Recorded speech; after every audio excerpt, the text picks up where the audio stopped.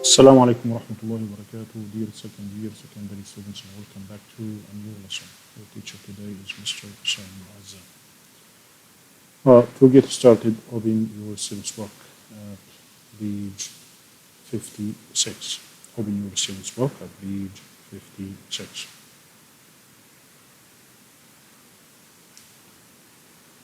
We are still in Unit 4, TV around the world. Unit 4 TV around the world. Today's lesson is grammar, and today's grammar is direct and indirect object. We all know that the English sentence consists of three main parts. That is the subject, verb, and object. The object is divided into direct object or and indirect object with some verbs. So, what is a direct object? What is a direct object? The direct object is a noun or a pronoun. It can be a noun or a pronoun that receives the action of the verbs. Receives the action of a verb.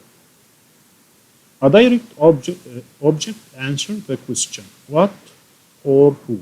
A direct object answer the question. If we are asking a question with what or who, then the answer will be the direct object.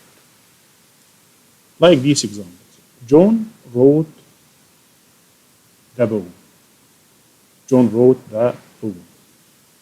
When I say, what did John write? What did John write? So the answer will be the poem. So the poem is a direct object. In the next example, John likes his new teacher. John likes his new teacher. When I ask a question with who does John like? Who does John like? Who does John like? So I ask it with who, and the answer will be his new teacher. So his new teacher is a direct object. It's a direct object. Let's move to an indirect object. Let's move to an indirect object. What is an indirect object? An indirect object tells us to or for whom the action is done. To or for whom the action is done. There must be a direct object for there to be an indirect object. If we are supposed to have an indirect object, then we must have a direct object at first. We must have a direct object at first. Look at this example. John wrote the poem for his mother. John wrote the poem for his mother. John read the poem to the audience. John read the poem to the audience. If there is a preposition, if we have a preposition, the indirect object goes after the direct object. If there is a preposition, the direct object goes after the indirect object goes after the direct object. She gives the remote control to me. So, where is the direct object? The direct object is the remote control. Where is the indirect object? The indirect object is me. Yes. If there is no preposition, if we don't have to or for, the indirect object goes before the direct object. She gave me the remote control. She gave me the remote control. So me is an indirect object, and the remote control is a direct object. When the direct object is a pronoun, if the direct object is a pronoun, the pronoun goes before the indirect object. She gave it to me. She gave it to me. Yes. To and for before indirect object. The prepositions to and before indirect objects. Use to if the indirect object is receiving something. Use to with these verbs. To is usually used with these verbs. The verbs are bring, confess, give, hand, lend, offer, pass, pay, promise, read, sell, send, show, take, tell, and write. With all these verbs, we use the preposition to. For example, will you pass a pillow to me? Will you pass a pillow to me? So the verb pass, and we get a preposition to before the indirect object. Note, the preposition to is not used when the indirect object comes before the direct object. Will you pass me a pillow? We shouldn't use to here because the indirect object, me, comes before the direct object. Use for if the indirect object is benefiting from some kind of help. Use for with these verbs. We use the preposition for with these verbs. Book, build, buy, cook, find, get, keep, leave, make, order, and reserve. For example, my parents bought a new TV for me. My parents bought a new TV for me. The verb here is bought, and that's a past of buy. So we use for before the direct object. Note, the preposition for is not used when the indirect object comes before the direct object. His parents are buying him a new TV.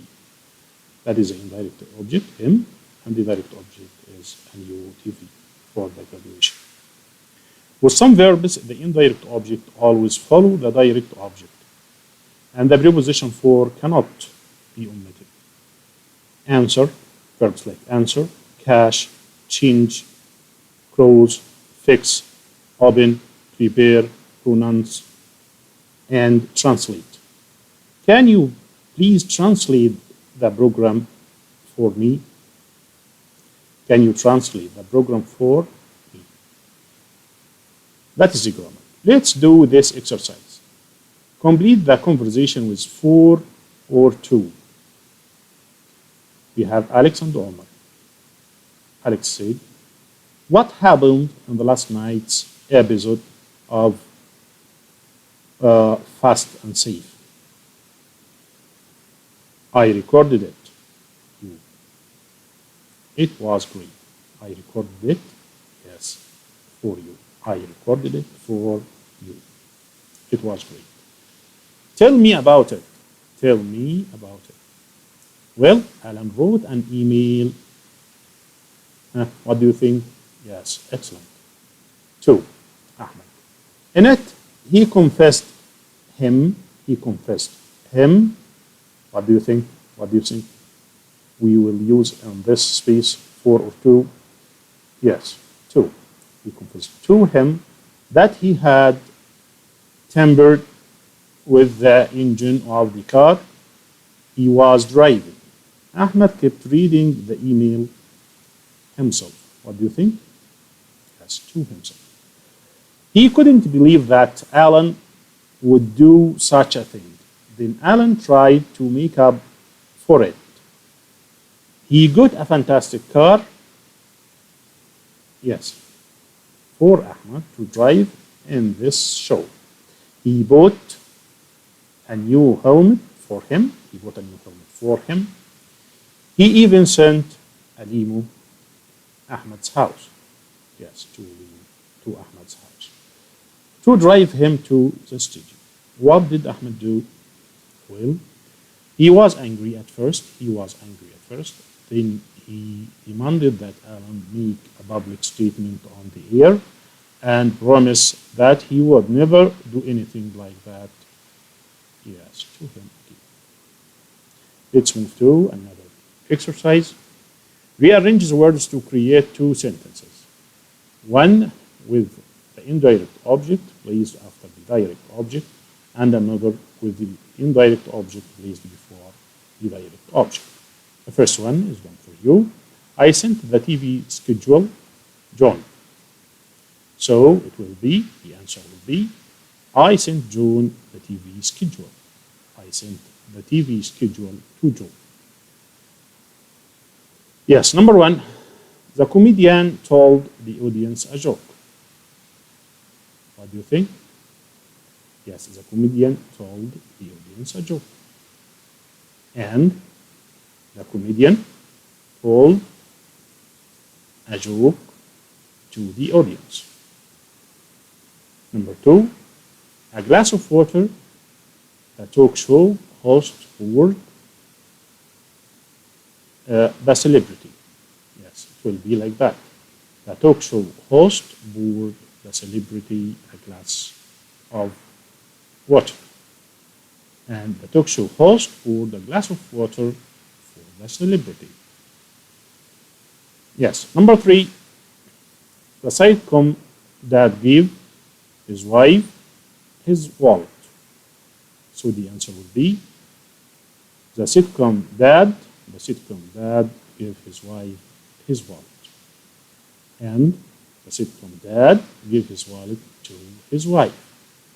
Number four, yes, the cartoon mouse offered the cat his cheese. And the cartoon mouse offered his cheese to the cat.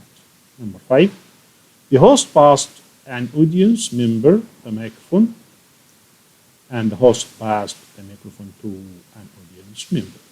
Number six, the judges offered the contestant device. The judges offered a device to the contestant. Number seven, the host offered the contestant another chance. The host offered another chance to the contestant.